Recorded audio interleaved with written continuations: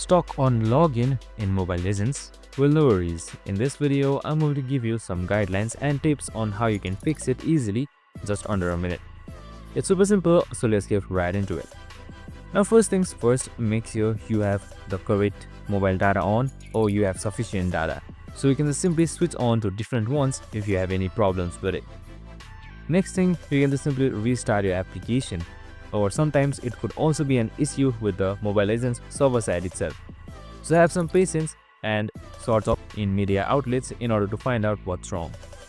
Now if it still doesn't work, just simply hit towards your mobile application, hold it, and then just simply hit towards app settings.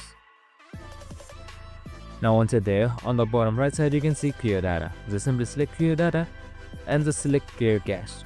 And if it still doesn't work, select clear all data as well. Now select OK, and once that is done, your data should be cleared and it should be working. And that's it. Super simple and easy.